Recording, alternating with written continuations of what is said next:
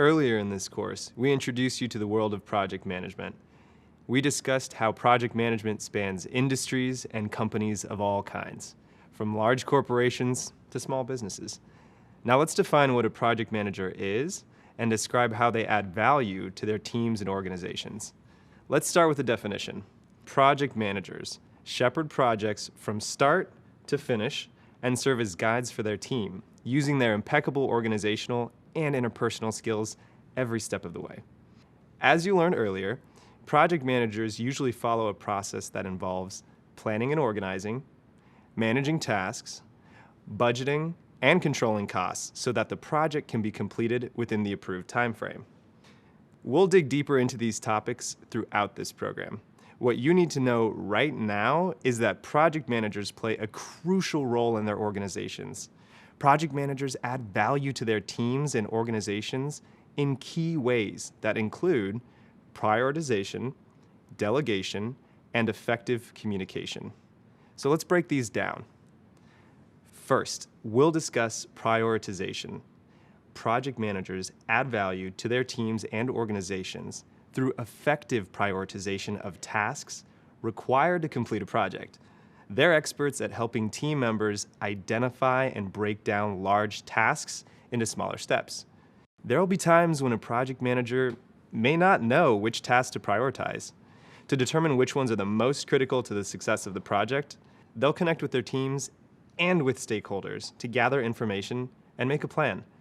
Stakeholders are people who are interested in and affected by the project's completion and success, like the leader of an organization. You've probably used prioritization to complete work in the past. In any kind of project, personal or professional, there are tasks with different levels of priority. For example, let's imagine that you've decided to rent a house and plan to repaint the rooms. You've picked out your paint and you're eager to get started.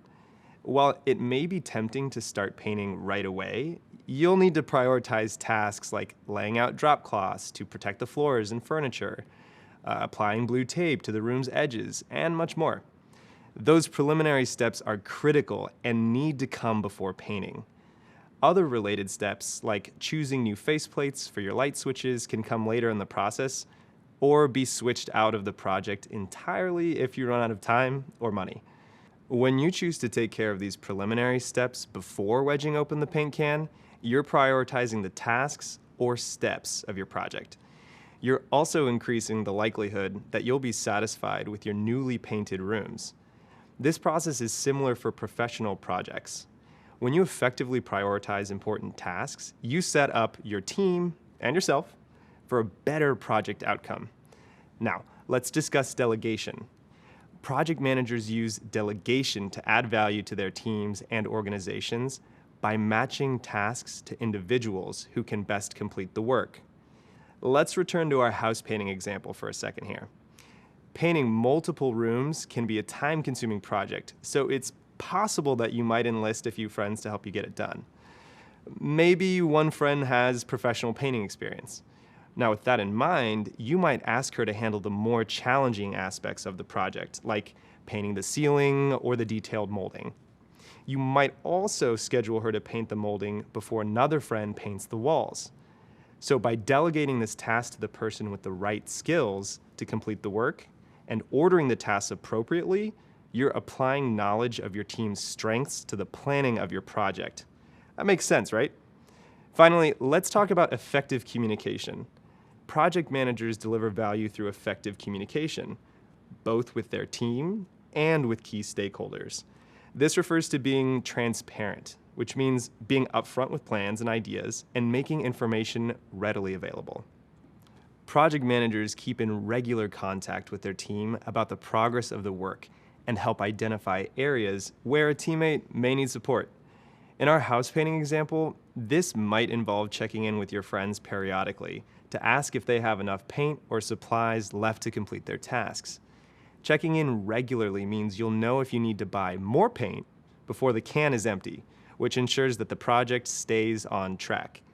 In addition to keeping up with teammates, project managers keep in regular contact with people outside of the team, like company leaders who are invested in the project outcomes.